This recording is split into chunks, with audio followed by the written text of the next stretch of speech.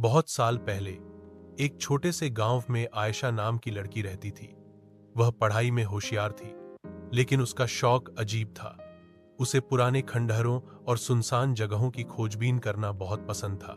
गांव के पास एक पुराना टूटा हुआ मकान था, जिसके बारे में कहा जाता था कि वहां जिन्न रहता है। लोग कहते थे कि रात को वहां से अजीब आवाजें आती हैं, कभी किसी के हंसने की, कभी रोने की। लेकिन आयशा को इन बातों पर विश्वास नहीं था। एक दिन शाम के समय वह अकेली उस खंडहर में चली गई। जैसे ही उसने दरवाजा खोला, ठंडी हवा का एक झोंका आया और अंदर बिल्कुल अंधेरा हो गया, जबकि बाहर सूरज अभी ढल ही रहा था। अंदर अचानक एक धीमी, भारी आवाज गूंजी, "क्यों आई हो मेरे घर?" आयशा चौंक कर बोली, "मैं बस देखना चाहती थी कि ये सब कहानियां सच हैं या नहीं।" अचानक कोने में धुएं जैसा आकार बनने लगा, जो धीरे धीरे एक लंबे काले साए में बदल गया। उसकी आंखें अंगारे जैसी लाल थीं। वह बोला, "लोग मुझसे डरते हैं, लेकिन मैं सबको नुकसान नहीं पहुंचाता जब तक वो मेरी हद पार न करे।" आयशा ने हिम्मत जुटाकर पूछा, "तो क्या मैं जा सकती हूं?" जिन्न कुछ पल चुप रहा, फिर बोला, "हाँ, लेकिन याद रखना, अब तुम मुझे देख चुकी हो। जब भी तुम्हें मेरी जरूरत होगी, बस मेरा नाम पुकारना। लेकिन एक बार बुलाया तो मैं फिर लौटकर नहीं जाऊंगा।" आयशा डरते हुए बाहर निकल गई। उस दिन के बाद उसने कभी उस जगह का रुख नहीं किया, लेकिन कई बार रात में उसे खिड़की के बाहर वही लाल आंखें दिख जाती, जैसे कोई अब भी उसे देख रहा हो। उस रात से कई महीने बीत गए। आयशा ने कोशिश की कि वो उस खंडहर और उस जिन्न के बारे में भूल जाए, लेकिन दिल के किसी कोने में उसे हमेशा लगता था कोई उसे देख रहा है।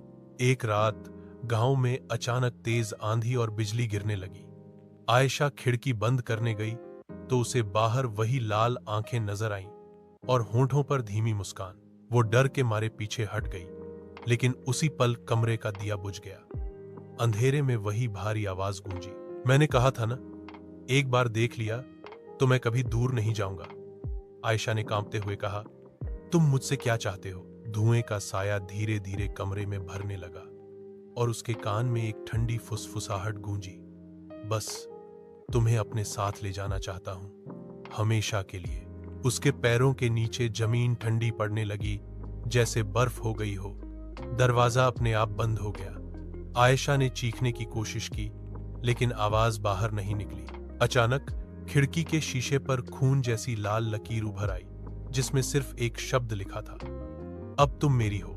उस दिन के बाद गांव वालों ने आयशा को कभी नहीं देखा, लेकिन कई लोग कहते हैं कि रात को उस खंडहर से एक लड़की की धीमी हंसी सुनाई देती है और कभी-कभी खिड़की में दो लाल आंखें चमकती हैं।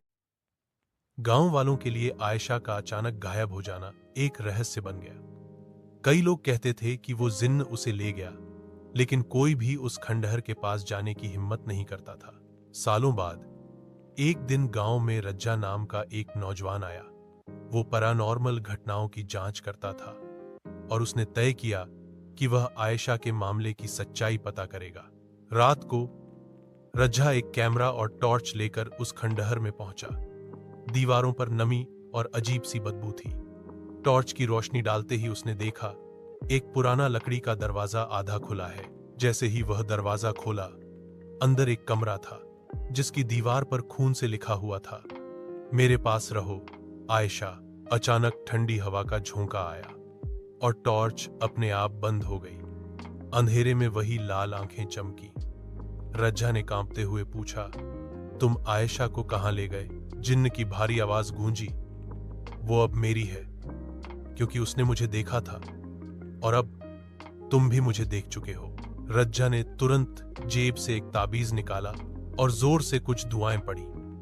जैसे ही उसने ऐसा किया, जिन्न का साया दर्द से चीखने लगा। कमरे के कोने में एक लड़की का धुंधला सा रूप दिखा। वो आयशा थी, लेकिन उसकी आंखें खाली और चेहरा फीका था। आयशा की ठंडी आवाज आई, "तुम मुझे बचा नहीं सकते, मैं अब इसी का हिस्सा हूं।" इतना कहकर वो लाल धुएं में बदल गई और जिन्न के साथ गायब हो गई। रज्जा भागकर गांव लौटा, लेकिन उसके बाद उसने कभी इस बारे में बात नहीं की और कुछ महीनों बाद वो भी बिना किसी निशान के गायब हो गया। आज भी गांव वाले कहते हैं अगर किसी ने उस खंडहर में लाल आंखें देख लीं तो उसकी कहानी वहीं खत्म हो जाती है।